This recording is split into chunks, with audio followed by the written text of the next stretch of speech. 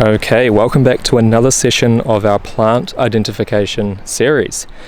We're going to be covering leaf venation today, which is essentially just being able to describe how the veins look on a leaf, looking at the vein pattern and being able to describe it and categorize it. So before we do that, let's just do a recap of the different types of veins. So down the center of this leaf we have a midrib, which can also be called the primary vein, or a costa, which is the Latin word for rib.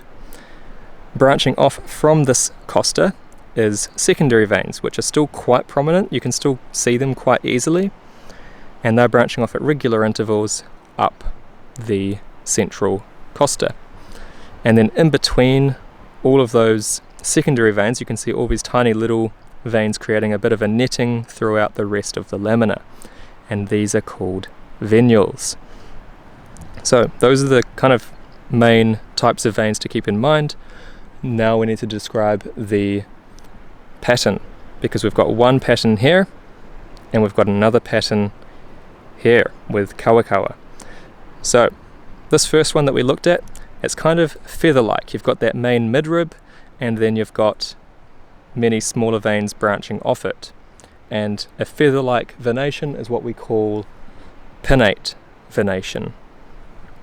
On the other hand, over here, this one is kind of got multiple what you'd maybe call midribs branching out from a single point, but obviously we can't really call it a midrib because some of these ribs aren't central, so they are still what we would call costa or costae.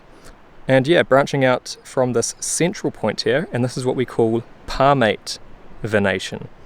So kind of like a hand. So you've got multiple ribs all emerging from this single point where the petiole attaches to the leaf. So palmate venation, or also sometimes called multicostate, meaning multiple costa or multiple ribs. Whereas this pinnate venation here can be referred to as unicostate because it has a single rib. So unicostate, multicostate. However, you've probably seen other forms of multicostate. For example, the maple leaf, where it kind of creates a hand sort of shaped leaf. And that is because the costa kind of branch out and away from each other, whereas the costa on this one actually kind of converge back towards the tip here.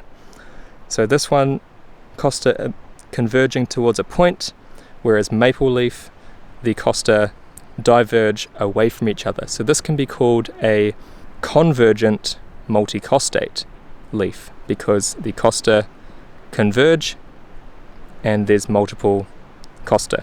So convergent multicostate versus a maple leaf, which is divergent multicostate. Both are still technically a palmate venation, but that's how you describe the different types of palmate venation.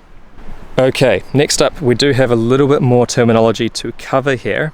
So as we mentioned with the venules, you can see it creates this kind of netted structure, and this is what we call reticulate venation because it's got this kind of reticulating netted structure, reticulate venation, and this is typical of dicotyledonous plant species.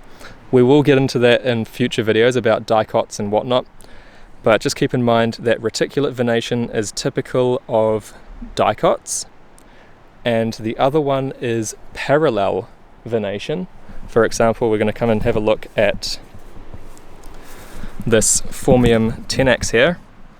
You can see that all of the veins travel in a single direction. There's no netting, no obvious prominent veins along it. They're all going in the same direction, and this is what we call parallel venation. So we've got parallel venation, which is typical of monocots.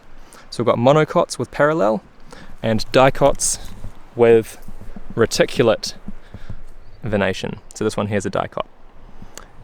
And yeah, don't just take that at face value, because Nature does like to throw curveballs at you. You will find some monocots with reticulate venation, for example things like Monstera deliciosa, its leaves are reticulating, and some dicots also have parallel venation as well.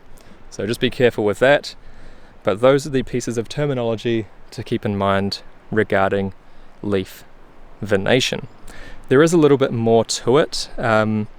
For example, you can start to describe whether the secondary veins actually reach the very edge of the leaf, or in this example they kind of go out to near the edge and then they curve up and join back to the other secondary veins above them, and this is what we call brachydodromous, I think. And then there's another one as well, which I can't remember off the top of my head, because you don't usually have to describe to that amount of detail. But yeah, just keep in mind that there is more to it than what I've just covered today, but that is kind of the main gist of it. And this is very important for the next session, where we're going to go into compound leaves, which are closely related to the costa of our simple leaves here. Alright, that's all for now. Hope this was helpful, and I will see you in the next one.